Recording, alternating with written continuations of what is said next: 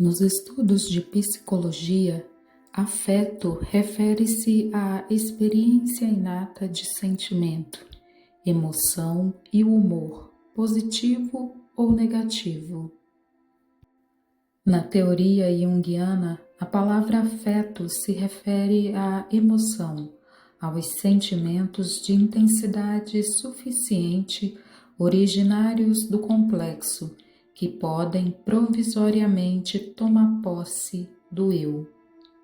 Em seu livro sobre a dinâmica do inconsciente, Jung fala: ao estudar os fenômenos da associação, indiquei que existem certos agrupamentos de elementos psíquicos em torno de conteúdos emocionais, que denominamos complexos.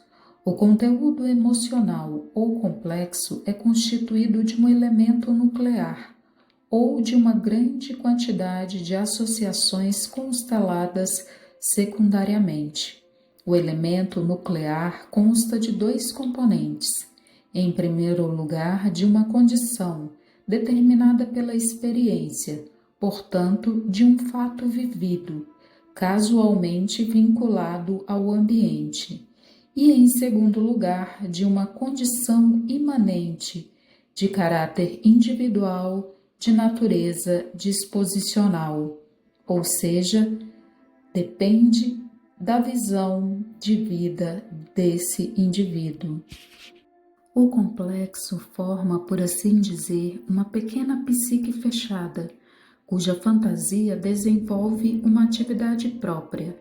Aliás, a fantasia é a atividade espontânea da alma, que sempre irrompe quando a inibição provocada pela consciência diminui ou cessa por completo, como no sono.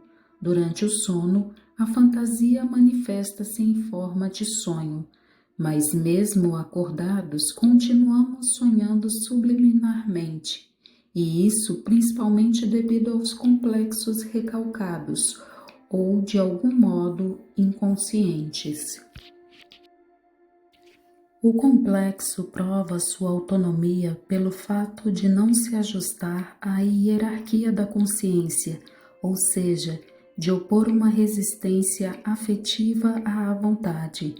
Neste fato, facilmente contestável na prática, está a causa da crença milenar de que as psicoses e as neuroses psíquicas são possessões, pois o observador ingênuo não consegue fugir à impressão de que o complexo representa algo como um governo paralelo ao eu.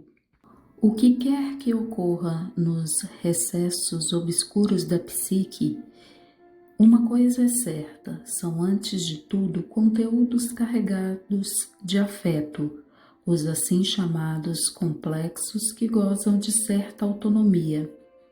Já rejeitamos várias vezes a expressão complexo autônomo, mas parece-me sem razão, porque os conteúdos ativos do inconsciente mostram na realidade um comportamento que eu não saberia qualificar de outra forma que não pela palavra autônomo. Este termo significa a capacidade dos complexos de resistir às intenções da consciência, de ir e vir a seu bel prazer. De acordo com tudo o que conhecemos deles, os complexos são grandezas psíquicas que escaparam do controle da consciência. Separados dela, levam uma existência à parte, na esfera obscura da psique, de onde podem, a qualquer hora, impedir ou favorecer atividades conscientes. Sobre o surgimento dos complexos. Também sobre isso existem diversas teorias. Independentemente dessas, mostra a experiência que os complexos sempre contêm algo como um conflito, ou no mínimo dão origem a ele ou dele provém.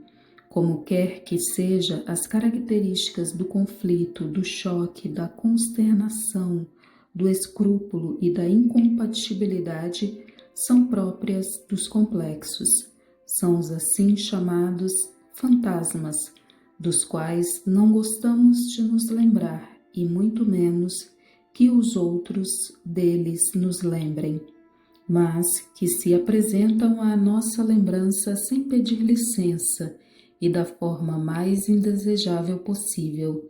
Sempre trazem consigo recordações, desejos, temores, deveres, necessidades ou introspecções com os quais não sabemos bem o que fazer e que, portanto, imiscuem-se em nossa vida consciente sempre de maneira perturbadora e perniciosa.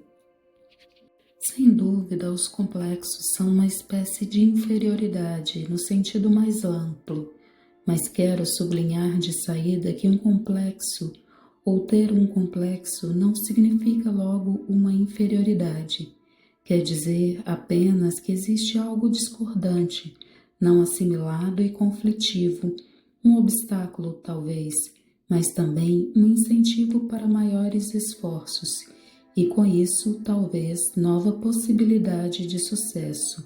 Nesse sentido, os complexos são precisamente focos ou entroncamentos da vida psíquica que não gostaríamos de dispensar, que não deveriam faltar, caso contrário, a atividade psíquica entraria em um estado de paralisação fatal. Eles mostram ao indivíduo os problemas não resolvidos, o lugar onde sofrem, ao menos provisoriamente, uma derrota onde existe algo que ele não pode esquecer ou superar. Enfim, o ponto fraco, no mais amplo sentido da palavra. A experiência nos mostra que há uma variedade infinda de complexos, mas uma cuidadosa comparação leva a concluir que há relativamente poucas formas, básicas e típicas, todas elas fundamentando-se nas primeiras vivências da infância.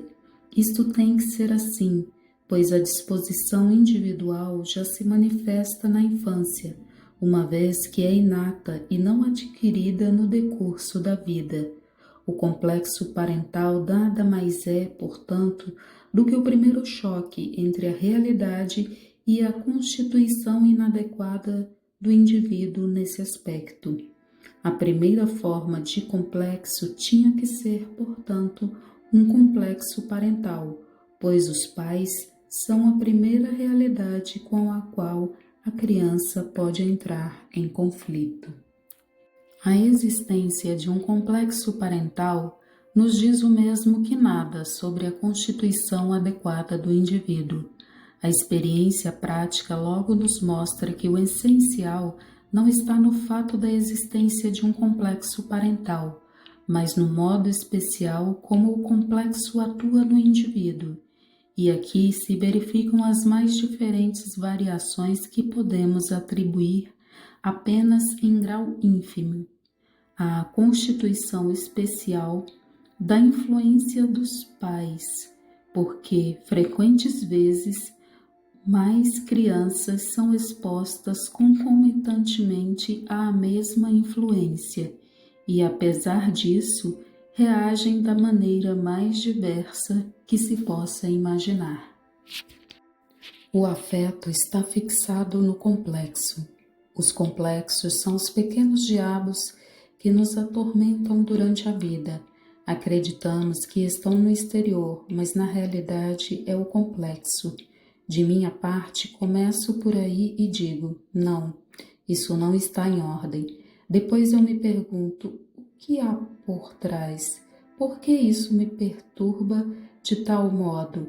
Assim, você penetra como que por camadas, entra cada vez mais fundo.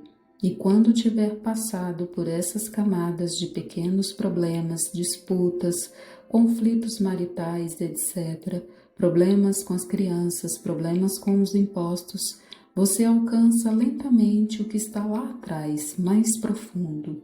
É por isso que jamais rejeitei essa camada suja.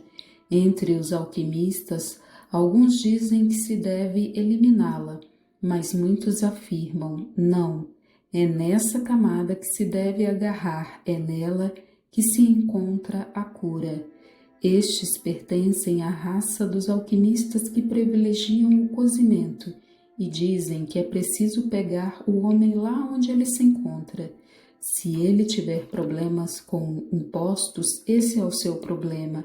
É aí que o encontraremos.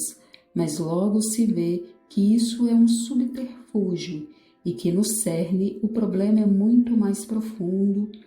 Assim se desce lentamente em direção às camadas mais profundas.